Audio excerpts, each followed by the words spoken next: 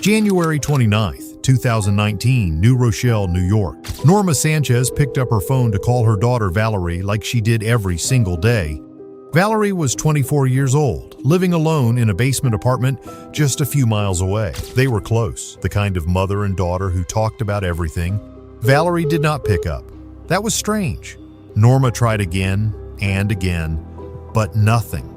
She sent Valerie's brother Salvador and their father to check on her. When they arrived, they found something unexpected. Valerie's ex-boyfriend John was already there. He said he and Valerie had argued the day before she went missing, that he had come to apologize, but Valerie was nowhere to be found. Her dog was still inside, her belongings were untouched, but Valerie was gone. What nobody knew yet, what nobody could have known, was that just days before she disappeared, Valerie had called her mother. She was struggling to get the words out. "I am scared. I am paranoid, Mommy. I am getting anxiety attacks," she told her. And then through her fear, she said something that would haunt Norma for the rest of her life. "I am afraid someone is going to murder me." Norma tried to find out more. She asked if it was her ex-boyfriend she was afraid of. Valerie said no, she could not name anyone specific. She just knew something was wrong. She was just really scared, very frightened, like I said, and fearing for her life. 7 days after Valerie disappeared, highway workers doing a routine sweep of Glenville Road in Greenwich, Connecticut, found a large red suitcase sitting about 10 to 15 feet off the shoulder of the road. Inside was Valerie Reyes. Her hands were bound behind her back with white string and packing tape. Several layers of packing tape sealed her mouth. A week of anxiety and hope, now a day of despair for the family of Valerie Reyes. She was reported missing from her basement apartment here in New Rochelle on January 30th. Now comes confirmation. It was her body found 13 miles north of here in Greenwich, Connecticut. Valerie Reyes grew up in New Rochelle, a city of about 80,000 people just north of New York City in Westchester County. She graduated from New Rochelle High School and lived her entire life in the city she grew up in. She was, by every account, a gentle soul. I heard her. She's innocent. She's amazing. She was amazing. She was amazing to the kids on the block. She was a sweetheart. I don't understand how someone could hurt someone like that. Been murdered across the street. You don't want your kids outside. You don't know what's going on. And for them not to identify anybody or find anybody, it makes it even more worse and scary. It's heartbreaking. Her co-worker Lauren Bradford, who worked with her at Barnes & Noble in Eastchester for about 10 months, described her this way. "She was a confidant. She really encouraged me and my aspirations. She had a really bright future. She was really excited about her art and her goals." Valerie dreamed of becoming a tattoo artist. Art was her true passion. She loved to draw and paint. Her mother Norma called her the light of her life. But underneath that warmth, Valerie was carrying something heavy. Her parents had divorced and it hit her hard. She battled anxiety and depression conditions she was open about with people she trusted. She was working through it. She was managing, but the weight of it was always there. In early 2018, she made a decision that would tragically change everything. She started dating a man she had met on a dating app. Their relationship lasted just 3 months. It ended in April 2018. His name was Javier. Javier Enrique Da Silva Rojas was 24 years old when he and Valerie began dating in early 2018. He was a dual citizen of Portugal and Venezuela.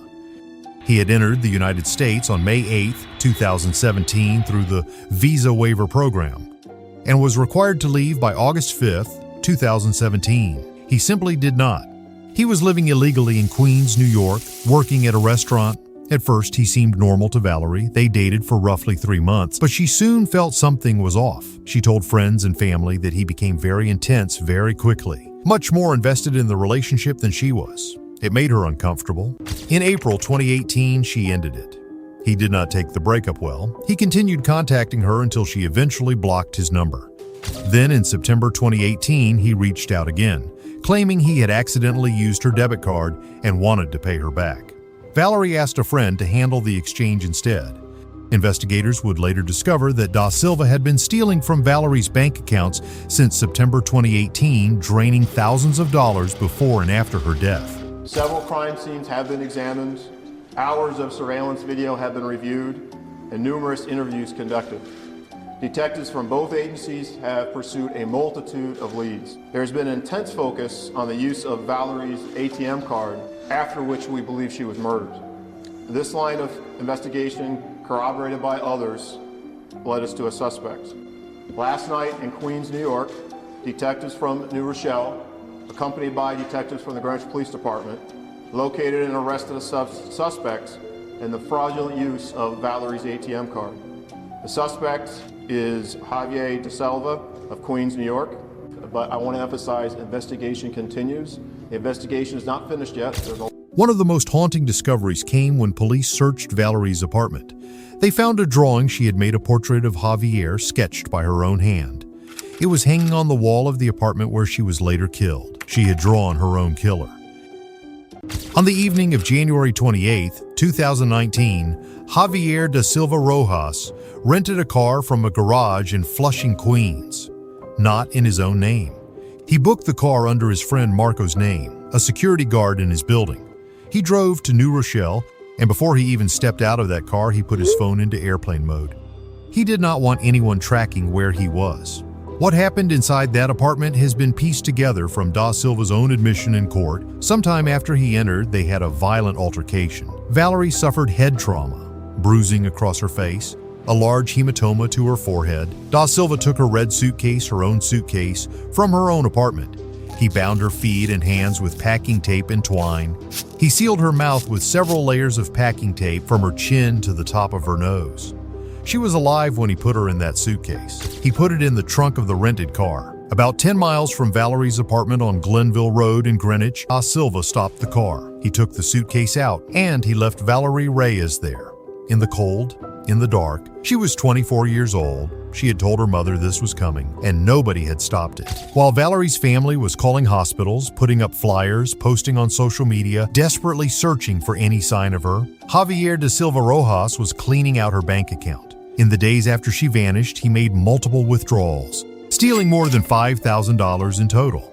His DNA was later found on the handle of the red suitcase. And as if that wasn't enough, he was captured on multiple ATM security cameras. He had left his DNA and his face everywhere. On February 5th, 2019, 7 days after Valerie disappeared, highway workers doing a routine sweep of Glenville Road in Greenwich spotted a large red suitcase sitting about 15 to 20 feet off the shoulder of the road.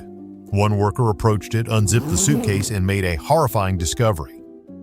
Inside the suitcase, bound, frozen, and sealed in packing tape, was a young woman. She was barefoot. Her shirt was unbuttoned.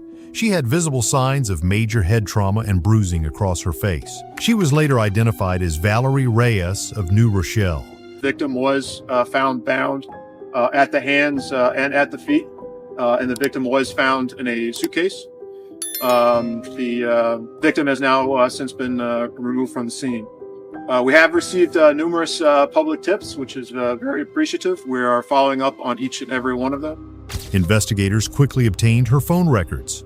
On the morning of January 29th at around 3 a.m., Valerie's phone was switched to airplane mode. Shortly after that, withdrawals began from her bank account. Investigators pulled bank surveillance footage. Surveillance footage from multiple ATMs showed the same man making the transactions, Javier Da Silva Rojas. On February 12, 2019, the day before Valerie's funeral mass, Javier Da Silva Rojas was arrested in Queens, New York. Funeral services will be held today for Valerie Reyes, whose body was found stuffed in a suitcase on the side of a road in Greenwich, Connecticut last week. Her ex-boyfriend now under arrest and charged with murder. At the New Rochelle Police Department, in a videotaped interview, he admitted his role. He claimed Valerie fell and hit her head after they were intimate, that he panicked, that it was an accident. Prosecutors did not believe him.